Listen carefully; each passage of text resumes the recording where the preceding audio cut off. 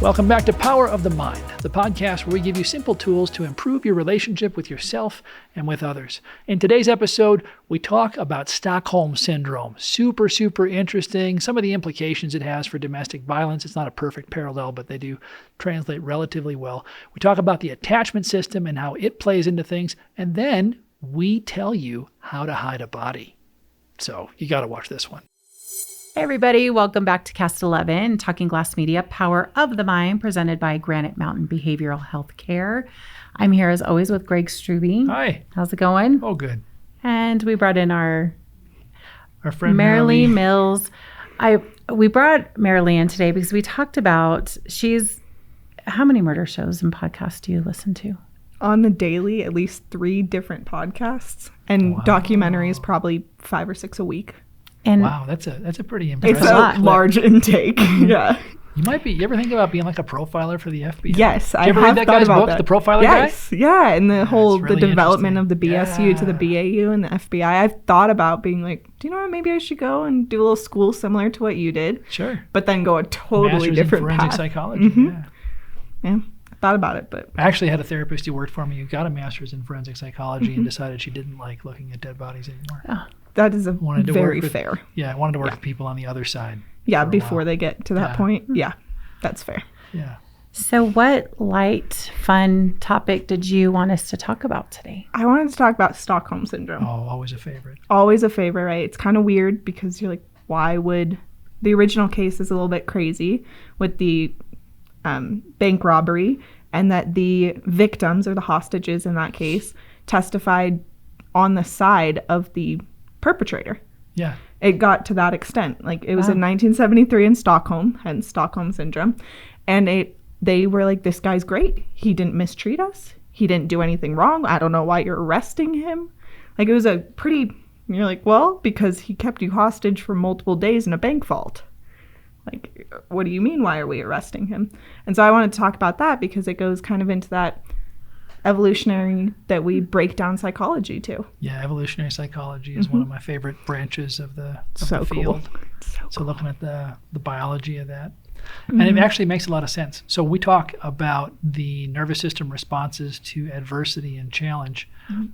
You have the brain. If you think about the brain, it works well to think about it as if it were separated into sort of 3 broad parts. And a neuroscientist would probably scold me for this categorization, but I'll go for it anyway. The cerebral cortex is the part of us that makes us uniquely human. It's on the outside of the brain. And then you get into the limbic system a little further down, and then the brainstem further down still. The limbic system is common to all mammals, and I think the brain stem is common to lizards and mammals. I think that's how evolutionarily it works off the top of my head. But long story short, when we get into trouble, the fight-flight system turns on, and the cerebral cortex, that's the fight-flight system is the limbic system. The cerebral cortex turns off. So limbic system says, run or attack. And the cerebral cortex says, huh?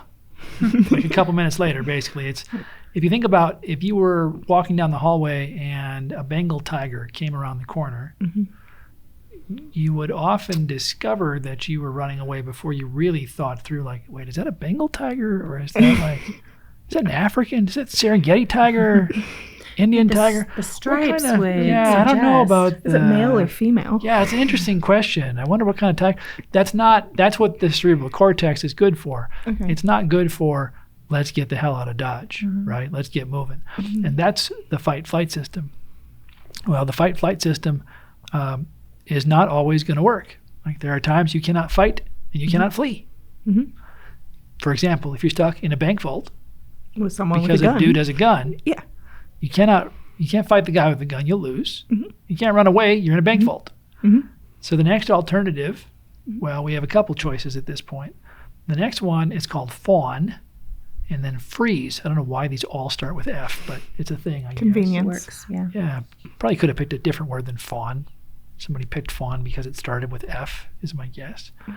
But freeze is the override process that happens when you cannot run away or flee, and it shuts the nervous system down and gets us dissociated, which can actually be quite handy. If what's happening inside the body isn't conducive to our survival, then freeze comes on.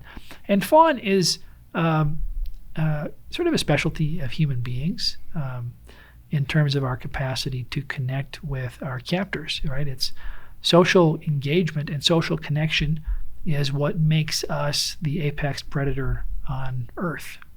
One person by themselves is really just a tasty snack in the woods. Get a bunch of us together and we can invent stuff and team up and think of different strategies and learn and grow. And okay, Johnson got eaten. Maybe we shouldn't go into that cave, or if we do go into that cave, we should exercise some caution, right? So we bring a torch and a knife. Bring a torch and a knife in that case. So let's hold some fire this time and see. Okay, yeah, it ate Johnson. I got the fire. Didn't eat me. We're on to something here. Fire's good. So the fawn response is the natural response when fight and flight are either incompatible with the situation or have been tried and don't work. And Stockholm Syndrome is the impact of the fawn response. I mean, this is sort of a simplistic explanation of it as I understand it, but it's an effective one. It's the impact of the fawn response in an emergency situation. I convince myself that I have love and affection for my captor in an effort to win her or his favor. And when said favor is won, I believe my chances of survival are better. Makes sense. Yeah. If it works and it keeps you alive, keep doing it. That's it. And the other thing is people very rarely will do nothing unless they're really in a deep state of freeze. But even being in freeze isn't doing nothing, right? It's just freeze. There has to be a response. We won't sit around. And so we just pick the most logical response. Our body actually really is. It's almost more the body that picks the most logical response versus us. And you see the fawn response in a lot of domestic violence situations as well. You know? Makes sense. You get a positive. If you mother up to them, baby them, do an action that creates a positive response, you're going to keep doing that action. Right. Well, in really dark domestic violence situations, I believe that if I fight, I'll lose. Yeah. And I'll lose something. You know, maybe I'll lose custody. Maybe I'll lose my life. Maybe I'll lose my health. Significant other. And if I flee in a really dark domestic violence situation, you know, one of the first things that somebody who is an abuser will do is take away that option one way or another with threats of harm. You know, I worked with somebody one time who their abuser had been a cop, right? Well, you're not going to run very far from a cop. At least the cop is going to tell you you're not going to run very far from the cop. You know, how much capacity they actually have to track you down is probably up for some discussion. But so fight and flight are out. Now what? What's the answer? Well, I got to keep living. I got to protect the people in my environment. So fawn is the next piece, right? Yeah, makes sense. But do those people believe that, with Stockholm Syndrome, the one in the bank, if they testified that this guy was okay, did they believe it? Did they just see that he was a great guy? You know, so. And that was after the fact when their body should have came out of a panic shock response. Or whatever, yeah. Well, you know, if you talk to somebody, there's another part of Stockholm Syndrome related to the attachment system. And the attachment system will attach at all costs. And it is particularly triggered to attach under situations of long-term duress. So I'll give you an example of my own life. A really cool story about the attachment system. So I'm getting on a plane going to Bend, Oregon. I used to work for a company called Fred Pryor Seminars, and we would do seminars on sort of basic psychology around the country and use it to train people to do management and stuff like that. So I get on the plane, and I've flown a fair amount by this time. And right, just not too far after we took off, you heard the ding that comes on when the plane's going to reroute. And the plane turned to the side, I don't know, about 25 degrees. I mean, it was a really, and you know, it wasn't like, are we going to crash? It was just like a really big turn for a plane. And it did it for a long time. It was very good. I was like, what the heck? So then it dings again and comes back up. Like, all right, well, that's weird, but whatever. I didn't know why we had to do such a huge turn to get to Bend, Oregon. And the captain comes on and says, ladies and gentlemen, we getting reports from the stewardesses that there is smoke coming from the back of the cabin. we're going to go ahead and make an emergency landing at Sky Harbor, and the fire department will be greeting us when we land. Okay, so where there's smoke, there's Fire. Yeah, my plane's on fire. Okay, that's But he not. didn't say that. Well, he didn't say that. That's true. He said there is smoke coming from the back of my aircraft, And the fire department will be there. and we are going to make an emergency landing. Some at guys with Sky Harbor. hoses will 5 minutes. If we've been in the air like for 10 minutes, right? So we're going to be making. And I was like, and I remembered the story from Flight 93. The guy had called his wife and told his wife he loved her, and I was like, well, I don't have any cell coverage, but maybe as we get closer, I'll be able to call my wife. There's You no could ocean. feel, you could feel it was a full flight. I think it was a DC-9, and you could feel the energy in the room. You know, I talk sometimes about a carried or a shared experience of emotion, and that's what happens at like a good rock concert, right? You go to an AC/DC concert and you leave like, whoa, pumped up, woo. You're friends with everybody around. Yeah, it's great, man. But we have some shared emotional experience with 30, 40,000 people. That's a pretty remarkable experience. Well, in this case, me and these other 200 people had a shared experience of terror because our plane was on fire. Yeah. And so what happened next was really interesting. All the flight attendants went to the front of their respective cabins. In a DC-9, I think there was 3 cabins, sort of, right? There's the first class, then there's the front of Business, coach, Yeah. and then there's like a bathroom and sort of a little nubby spot where people can congregate kind of in the middle toward the back. And so there were a set of flight attendants in all 3 of these spots, and they started to laugh and play with each other and joke with the people. They didn't have no Cokes, no peanuts. They just laughed and joked. And I vividly remember this one gal laughing at a joke that her friend told her, her other stewardess friend told her, and leaning forward and just touching this dude in front of her and smiling. And you could feel the entire thing go, They're not nervous, right? why? Yeah. So no matter how many, and again, I was flying, every week at this point. I had plenty of miles under my belt. And I'm sure there are people on the flight who had years and years and years and years and years of flying, even more than that. So no matter how many miles you have under your belt, when you don't know what to do, when something is wrong, bad wrong, and you don't have the data, what do you do as a human being? You look around, you find somebody you think might know what to do, and you do what they do. We are herd animals when the shit hits the fan, right? Yeah. Okay. And so that's what we all did. And the whole thing, it was a really interesting experience. Just the whole place just breathed like this collective sigh of relief, and I never forgot it. And then we landed and we found out the coffee maker shorted out. Oh, So phew. there was in fact smoke, but there was no fire. Yeah. And then I spent the next day and a half trying to get to Bend. It was awful. But I was still glad that I had that experience because it was a worthwhile example of how the attachment system works.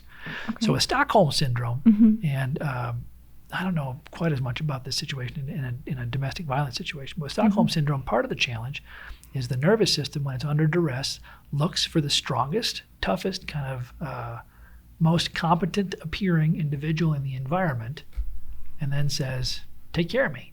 And it jumps into this child state, more or less, right? And the child, the child within comes out and says, what do I need to do to get your affection? Well, what do kids do to get somebody's affection? The biggest thing kids do is they love them. That's really all you have going for when you're a little kid is you're cute. You're cute and a big bucket of love and pretty helpless. And as human beings, we are innately, evolutionary psychology will tell you this, we're pretty disarmed by things that are like sort of helpless and adorable. Yeah, absolutely. Like, look at a kitten. Why is a kitten cuter than a cat? Because it's so smaller. incompetent, Why is a right? You wouldn't baby? use that word. Why is a Yeah. baby cuter than a regular human being? Baby just threw up on me, but you can't be Babies- mad at it. Oh my gosh, exactly. Robin Williams used to say, you know why God made babies cute? So we don't eat them, right?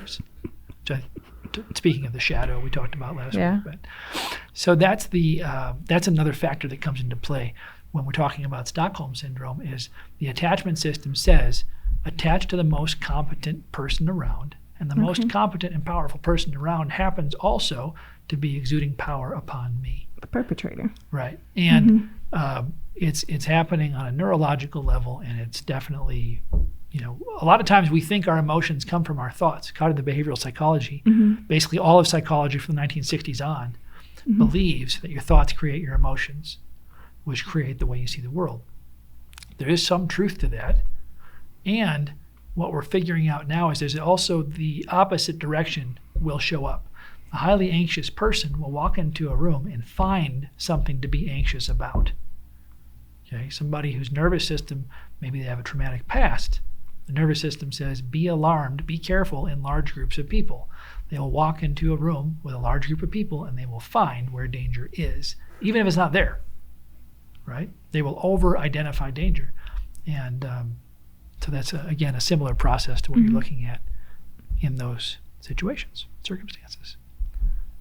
What I've learned today is that Stockholm Syndrome is just a very intense version of my dog. When I yell at her, instead of running or biting me, she sits on my feet and gets as small as possible and lays on her back and tries to be vulnerable. That's exactly true. We could have saved like 15 minutes of this episode right there if we just started out like that. Well, shoot. She knew more than us. Going into Jeez this. Louise. That's what I've learned today. It's you just go. my dog. My you dog go. has Stockholm Syndrome. Wow. So somebody that watches that much, I always call them murder shows. What do you call them? Is it true life or True crime. True crime. True okay. crime. That's True a much crime. more gentle It's way. true and it's criminal. I like murder shows, but it's so. It's not all murder. I've always said, just working right. with her, it's if I needed to hide a body, this is who I would call. And Wow. yeah, she's. I have an answer. You do. Okay, Yeah. how are you gonna? So if you have to hide a body, how do you do it? So we're recording. So if I ever have to hide a body, Really? we have to destroy We've got to this destroy recording. this tape. Okay. That's going to be a challenge. You're really Okay. incriminating yourself I even as know. we speak. I don't plan on murdering anyone, though. All right, Clay, good. this is for you. We have it on Yes, video. my now. husband. This is for you. So you brought up chemicals, lime, yeah. all this stuff that you hear about. The problem with that people don't necessarily think about is how are you getting those chemicals and in the quantities that you need them without having a trail of some format, right? Sure, if sure. you go and you buy so many pounds or so many kilograms or whatever of lime, someone's going to be able to find that you did that. There's a list someplace for that. I bet. Exactly. There's a whole list of chemicals that go into explosives, into like decomposition that you have to be approved to buy in any quantity. Oh, geez, Louise, I'm out of luck. I know. guess, huh? So wrong answer already. You're in hold prison. on. I think she's good. So Right.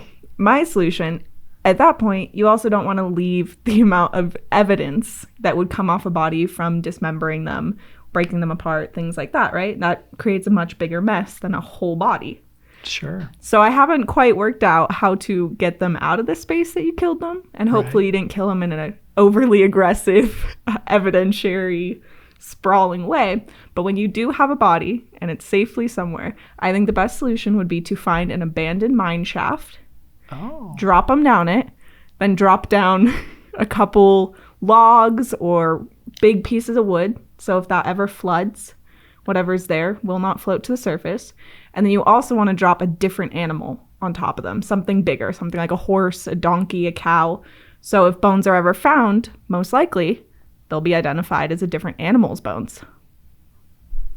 Boom. Boom. That is my I best am- answer so far. I'm ambivalent about putting this out in the public. Yeah, I I'm think not confident that this is is the not best condoned plan. by any means. No, this is by- not. Cast 11 does not Oh. condone But this type of behavior. But what this leads me to, though, Neither is does Granite Mountain Behavioral Healthcare. Yeah, Not so Greg, how'd you endorsed get fired from your own podcast? That's Yeah. weird. What happened there? Well, I asked someone how to hide a body, and they the gave a owners good were answer. listening to this thing, and we were talking about this body, and yeah. But what's crazy to me is you start seeing these shows and like Mm-hmm. Dexter and how he, it always comes back to Dexter for me. But 'Cause you love to hate him. these, I love Dexter, but you watch these shows and I'm like, oh my gosh, they're just telling people how to get away with like murder, basically. They're And showing there us how have to do been it. serial killers who have tried to emulate what Dexter did, and they've always been Really? caught because there's a ton of evidence. Because what Dexter did was very, Well, he was a forensic quote guy unquote, too, so he could fix messy. it. Yeah. Oh. yeah, Okay. he could fix it, but it also just wouldn't have held up. And our police forces are very Well, they've all watched. well-trained They've all people. watched Dexter too. Exactly. I would So they know imagine. exactly what to look for. I'm going to say there's just no way to get away with murder. So don't do it. I don't think so. Just Don't do it. Yeah, we officially we're con murder. We're not Yeah. pro murder. You're Con definitely murder, con. totally against murder. Yep. Yeah. Absolutely against Yeah. murder. And that's However, that's a stand. I may know how to hide a body, do not know how to get away with murder. because there's so many things that happen before you just end up with a perfectly no evidence body that it's just never going to happen. Also, if you watch enough of these murder shows, you see that they catch you no matter what They you catch do. Well, there is a not hair. that Green Mile yes, guy, right? No, all of them. Not the Green They Mile. all- That's a Stephen King book. What's the Green River? The Green River Killer? They never caught that one, did they? Yeah, they all get caught. They did. Everyone gets caught. BTK took 30 years or so, though. Like, all these killers, technically all the Atlanta child murders, they've never been charged. They think they know, and they think they have them in prison, but they can't prove it. There's a couple of those that are pretty high-profile cases. I mean, the Zodiac Killer, right? Yeah. One of the most high-profile. I always thought it'd be cool if the guy who wrote all those books on profiling serial killers turned Was. out to be A serial killer, because that's a how he movie locks plot. it. That'd be a good movie plot. You know, like, who's going to catch him? Who's going to profile that one guy who's the big... Because he's brought in to profile. Exactly. And he trained all the other profilers. Yeah. Talk about unlocking your shadow. That man's Big shadow. time. Whew. Well, he's And pretty- assuming he's not a serial killer. Yeah. Well, this is my new favorite episode. I definitely... I think it's a good one. It is a good one. I love when we get I on can hear our... Austin laughing as we're walking through So that. you know. It tells us... We This is- got, we're never airing this. Austin's This a isn't- good focus yeah. group. Austin's a focus group by himself. I'm like, are we taking this one to print? This is good? Okay. It's a good one. All right. This is good. Hide a body. Don't give me that but don't look. hide a body. Like, if you find a body and you need to hide it, like somebody fell Call the down. police if you Yeah, find a maybe body. Call the police. So Call the police. Call 911. Again, a lot of really riveting and valuable information being passed. took this a day. turn today. It did. Yeah. I I'm don't here know. anytime you guys want to talk about crimes. Do you see what happens? I see. Marilee brings the dark.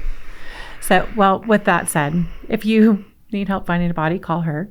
If you've experienced some traumatic episode and you've found yourself needing to talk to somebody, Well, Granite Mountain BHC Behavioral Healthcare, GraniteMountainBHC.com is a great place to get started. And I'm Greg Struve. You can look me up as well, GregStruve.com, and perfect. some interesting resources on that site also. And thanks for Murder, tuning in, and help. thanks for hanging out with us. Thank you guys so much for tuning into Power of the Mind, presented by Granite Mountain Behavioral Healthcare. See you next time. For information about mental health and addiction treatment, you can reach out to Granite Mountain Behavioral Healthcare online at GraniteMountainBHC.com. That's GraniteMountainBHC.com.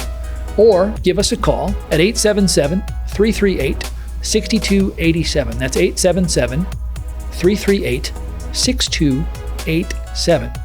If you have a comment about this podcast or a question you'd like us to address in the podcast, you can check out the Contact Us page at my website, gregstruve.com. That's GregStruv as in Victor, E as in Edward.com. This has been a Cast 11 production brought to you by Granite Mountain Behavioral Healthcare. This episode was produced by Austin Morrison. Follow Cast 11 on Facebook, Instagram, and Pinterest at Talking Glass Media.